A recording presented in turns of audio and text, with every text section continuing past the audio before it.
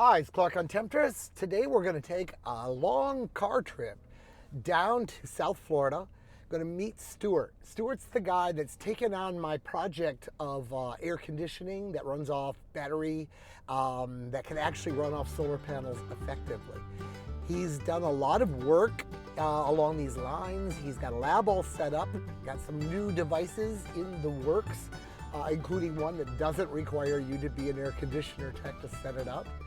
I understand he's got a little bit of a breakthrough that's going to increase efficiency even a little more than mine. Lots of cool stuff going on today. So let's take a trip, see where the future of battery-powered air conditioning is. Maybe you'll end up with an air conditioner in your boat or camper or whatever that does not require a generator. I do this in Temptress and it is a game changer. It is so nice to be able to sleep all night without just sweating when you're in the tropics.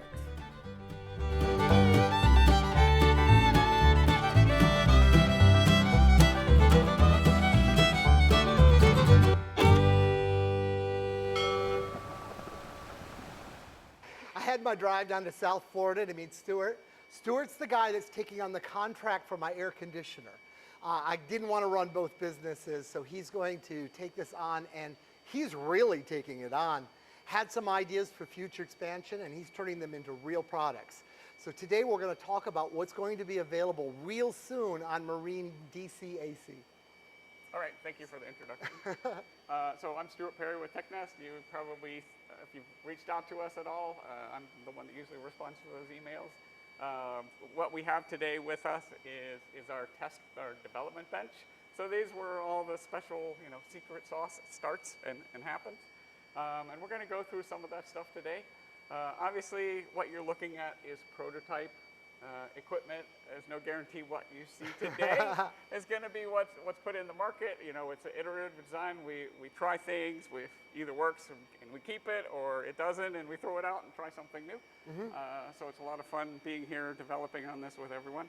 And so I'll just kind of walk left to right what we have. So first, we have just a standard 100 amp hour battery. You probably recognize the name. So one of the ones that, He bought off my reviews. Here you go. And then we have the standard, let's say the split version that Clark developed, kind of that infrastructure. But what's different here is we're kind of coming up with an all-in-one or a skid version of the air conditioner. So you don't need to do any of the vacuum or gas stuff. It'll be completely self-contained. So you just get it from us, plug it in, wire it in, do the plumbing, and you're ready to go. Right? So much less work involved on the customer side. Yeah. So much more convenient. And as you're going to see here, this thing is unbelievably small. I actually have a 26 Grady with a 5.2 thousand BTU air conditioner, and this thing is about a quarter of the size of that unit. So really looking forward to getting this out there for everybody to put in the tiniest of places. I'm hoping it fits my little goal. I'm thinking of my boat, of course, but boats have drawers, and then the boat is, shaped like a boat. That space under a drawer. Yeah. If it could fit in that space, between that's the drawer totally and the wasted. The whole drawer and the hole. Yeah. Yeah, and I think this might do it. Yeah. This has everything in one, right? So you have the evaporator here, and you probably have seen this in previous stuff from Clark. And this is the condenser. So we're not in a boat right now, so we're running just water off of the city, running through here to do the testing of the system. And then there's also a fan in here that can control the airflow. You'll notice some other devices here. As Clark may have pointed out in the past, when people rate their air conditioners, they rate it based on the capacity of the compressor, right? They don't necessarily do testing of the entire system as it's operating. But we're different in that we want to give you the actual We're rating. engineers. We have trouble being marketing people. Resemble that remark.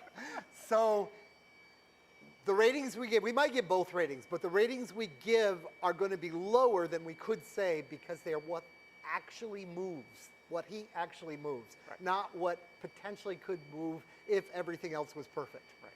So I want to show you what that looks like here. Uh-huh.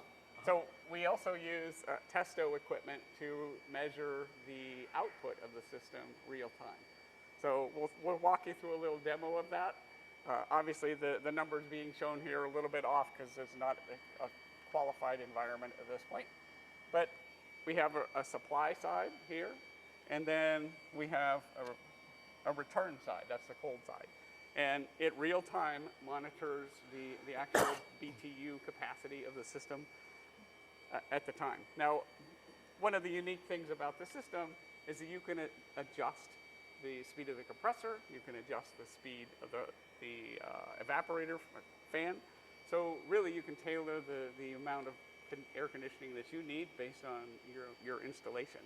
So because of that, there isn't just one number. You'll see on the specifications page for the system, there are 3 different numbers, right? There's a high, medium, and low. These are going in a very small room, you know, the forward cabin of your boat or aft cabin or wherever you sleep. And I know from experience, I've been using it, I guess I'm on the 5th year now. If your refrigeration turns on and off, you're actually going to get hot and cold. And with this approach, a little more work needs to be done, but when this approach is done, it'll actually start out going full on until it cools the room, and then it can throttle back. And that should be more efficient too. No, absolutely. And that's exactly, like I said before, I have a 26 Grady. It has just over a 5,000 BTU air conditioner in it. And when it comes on, it's like a hurricane, right? And it cools down the cabin in about, 30 seconds, and then it shuts off. And then you can go back to sleep, and then in another few minutes, it kicks right back on. It is so annoying. From an efficiency point of view, as you said, it's terrible. From just an overall experience in the cabin, it's not very good because you have this loud thing coming on and then going off all the time. So it kind of interrupts your sleep. So really looking forward to making a video of replacing that and putting one of these in its place. Last night, I drove my camper down here. Last night I stayed the night in the camper. And since I was plugged into Stuart's power, I turned on the big AC because it's Florida. And I ran that for a while. I couldn't sleep. It was so loud. Yeah, and exactly. I was so cold or so hot. It just kept doing that. And in the middle of the night, I switched to my battery one and slept fine and couldn't even hear it really. Yeah. Yeah, that's exactly what I'm talking about. We went up to Silver Springs, and we rented a Class A, right, on 10 acres of working farm, and it was the exact same situation. The AC was so loud, and when it came on, it worked really well, but it was so loud and just like a hurricane coming through. All right, so what I'm going to show here is basically the screen that is used during that testing that helped create that table that's up on the website. So this is an application that the manufacturer provides. You set up the supply and the return, and you can see here that it shows, the supply error is 80, the return error is 66. So, and it's real time shows the BTU of the system. So this makes it really nice for us to be able to say, well, what if we move this over here? What if we change this fan and replace it with this one? Or we blow the air instead of suck it? We can instantly see what the results of that is on the system, so we can optimize it and make it the most energy efficient. I gotta say I'm jealous because I didn't have all this gear. Remember, it wasn't a product. I was just making it for me. So I had to do it all in theory and then just install it, and well, it worked. So Cross I your was done. fingers. Yeah. But this will really work, and this will be stress tested out of boundaries and adjusted so that, it'll be a better product. Yeah. Thanks, Stuart. Yeah. So the other thing that we use to monitor the system is this piece of standard HVAC gear. So we can look at superheat, supercool. Now, if you watched Clark's video on how to charge a system, you saw he had manually setting up the temperature and then running his little application to say, hey, do you have enough Freon in it, etc. Well, this, again, real time, we're all about that. We can see that right here at supercool is 10.7, right, on spec, right? So, and then if there are problems with, let's say, the evaporator, superheat will start changing and going out of spec for us. So we know that we're not cooling, we're not getting enough of that cool air out of there, or actually leaving some on the table, right? So it really helps us dial in the system to make it the best for you. Yeah, I'm surprised that you're getting the temperatures you're getting with, I know it's super cool, not super heat and all that, but I'm seeing 10 degrees there, and it's rule of thumb, they kind of should be the same, but this is more like Delta 15 or more? Well, that's because of the expansion valve that we're using. Okay. Right? It's different than the one Ah. on the other unit. Okay. Right. Okay. So it handles the smaller system a little bit better than the other ones. Yeah, yeah. The one I'm using is automotive, so Yeah, it's yeah, right. too big. Yeah. Okay, cool. Well, we'll have to fix that too sometime. Working on that. He's going to move the compressor into this area, and there's a horizontal version of the compressor. I believe that's what he's going to use. Right. And then the intake flange will be here, so the 4-inch air coming in will come in here, and then that side will be the output that goes to your room. Of course, you bring the air back from your room, so you recool the same air. And this thing's going to be tiny. This thing's going to be so small. Yeah. Here's something that a lot of you have asked for.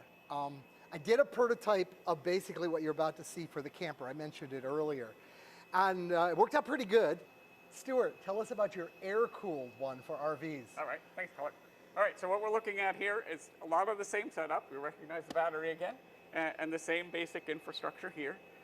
But what we've done is we use the evaporator that is in the standard system today. This again is a split system, right? It's not an all-in-one or a skid version. So this side would be mounted in the camper or tiny home, bedroom, whatever you're looking for. And then this unit would be outside, right? And with compressor, everything that you guys have seen in other videos. So it's very much the same setup as the marine version, but it's air-cooled here instead of using water. In fact, I was working on my boat the other day, and I was like, oh, I should bring this over here and pipe it into the boat because I can't use the water, on land. Yeah, yeah. But same kind of capability. You can adjust the compressor, you can adjust the condenser fans, and the evaporator fans. So you actually have a little bit more variability. I imagine when this thing gets all automated with the fancy new thermostat, Right. that it's going to control the water pump, Oh, sure. much like controlling that fan. Yeah, exactly. Yeah, I make sure all the fans that we're using are PWM so I can control them. So the objective here is to make the user experience as simple as possible. Right? Adjust the temperature, let it figure out, oh, it's taking a long time to cool the room. I'll crank it up a little bit, and once we've kind of reached the regular temperature, that it'll go ahead and then start reducing power requirements, shutting down the fans a little bit, etc., to make the room comfortable, but and to minimize the amount of power usage. If you're using one of ours now, there's quite a few people using them. You probably notice how you have to, it's like a pain to adjust the Chinese thermostat. This new one will simply be, I'm cold, I'm warm. It'll be as simple as that, and it'll still be based on humidity. So it should be humidity, should temperature, whatever you want. Yeah, to yeah. Yep, exactly. But the nice thing is, instead of it just controlling the system as off or on, it'll be able to dynamically adjust the fan speeds if you so desire. Right? If you remember last summer, early summer, I put up an adventure log where I put out a request for who would like to run this business. And about 3 guys, a lot of guys wanted to do it. But when I gave them homework, I said, okay, write me a business plan. What do you plan on doing? How do you plan on marketing? All that stuff. Stuart's was stellar. Stuart's got a background in business and engineering, and he's newly retired, and he wanted a project. So it was really great. But he kind of blew my mind away with what he's done here. We haven't met in person before today. This has all been like Skype calls and such. Exactly. So that's why I wanted to drive down here and see what he's been working on. But it looks like he's well on the way to turning things that were just dreams into reality. I think that the air conditioners, particularly this built-in one, is going to be something.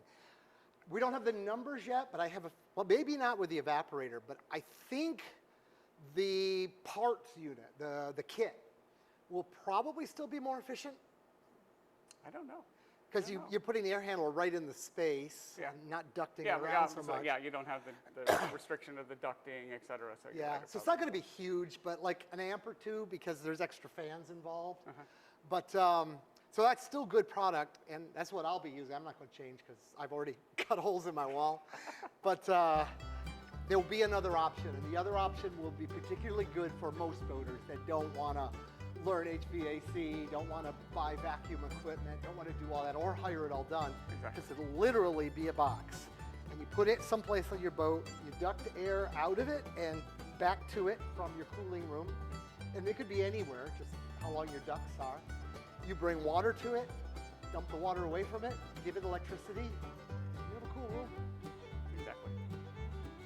Well, thanks for watching the video. If you enjoyed it and you think somebody else you know would enjoy boating or RVing better if they had air conditioning that can run off solar panels and batteries all night, pass this video, share this video to them.